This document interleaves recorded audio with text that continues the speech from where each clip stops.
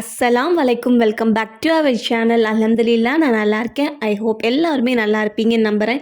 இன்றைக்கி நம்ம சூப்பரான ஒரு ஹெல்த்தியான இட்லி பொடி ரெசிபி தாங்க பார்க்க போகிறோம். இது இட்லி தோசைக்கு மட்டும் இல்லை, ஒயிட் ரைஸுக்குமே சூப்பராக இருக்கும். பிளெயின் ஒயிட் ரைஸுக்குமே சொல்கிறேன், பேச்சுலர்ஸ்க்கு ரொம்ப யூஸ்ஃபுல்லாக இருக்கும்.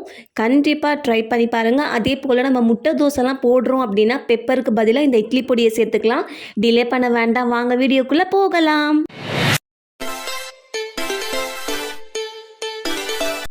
பேன் சூடானதுமே ஸ்டவ்வை மீடியம் ஃப்ளேமில் வச்சுடுங்க. ஸ்டவ் மீடியம் ஃப்ளேமில் வச்சுட்டு நான் 1 கப் அளவுக்கு ஆளி விதை சேர்த்துக்கிறேன். ஃப்ளெக்ஸ் சீடுன்னு சொல்லுவோம். இதை நம்ம மீடியம் ஃப்ளேம்லேயே தான் வச்சு ரோஸ்ட் பண்ணணும். லைட்டாக ரோஸ்ட் பண்ணிக்கிட்டே இருங்க. இது பார்த்திங்கன்னா நமக்கு வெடிக்க ஆரம்பிக்கும். ஸோ வெடிக்க ஆரம்பிக்கும் போது நம்ம ஸ்டவ்வை ஆஃப் பண்ணிவிட்டு இதை நம்ம வேறு ஒரு பாத்திரத்துக்கு நம்ம சேஞ்ச் பண்ணிடலாம். இது போல் இப்போது அதே பேனில் பார்த்திங்கன்னா நான் 1/4 கப் அளவுக்கு உளுத்தம் பருப்பு எடுத்திருக்கேன். இதையுமே மீடியம் ஃப்ளேம்லேயே தான் வச்சு ரோஸ்ட் பண்ணணும். லைட்டாக கலர் சேஞ்ச் ஆனதுமே இதையுமே நம்ம வேறு ஒரு பிளேட்டில் ட்ரான்ஸ்ஃபர் பண்ணிடலாம். அதே பேனில் பார்த்திங்கன்னா ஒரு 12 வரமிளகாய் நான் சேர்த்துருக்கேன்.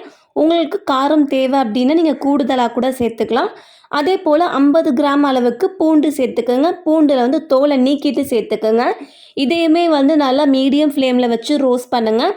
இது ரோஸ்ட் ஆகிட்டு இருக்கும்போதே 1 ஸ்பூன் அளவுக்கு சீரகம், இதையுமே ரோஸ்ட் பண்ணிடலாம். ரோஸ்ட் பண்ணிவிட்டு இதையுமே நம்ம வேறு ஒரு பிளேட்டில் ட்ரான்ஸ்ஃபர் பண்ணிடலாம்.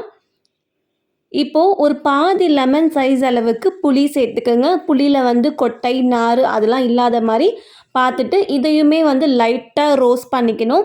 நமக்கு எந்த ஒரு ஐட்டமுமே ஈரமாக இருக்கக்கூடாது. அதனால தான் நம்ம லைட்டாக ரோஸ்ட் பண்ணி எடுத்துக்கிறோம். ஸோ இதையுமே எடுத்துடலாம்.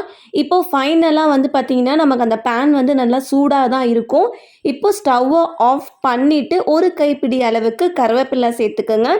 நம்ம ஸ்டவ் ஆனில் வச்சுட்டே ஃப்ரை பண்ணோம் அப்படின்னா நமக்கு இந்த கறி லீவ்ஸோட கலர் மாறிடும். அதனால் ஸ்டவ்வை ஆஃப் பண்ணிவிட்டு ரோஸ்ட் பண்ணி இதையுமே நம்ம எடுத்துக்கலாம்.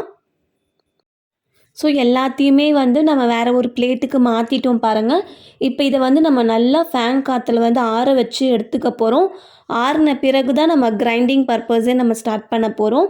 ஸோ நல்லா ஆறின பிறகு ஒரு பிளெண்டரில் நம்மளோட எல்லா ஐட்டம்ஸையும் சேர்த்துக்கலாம்.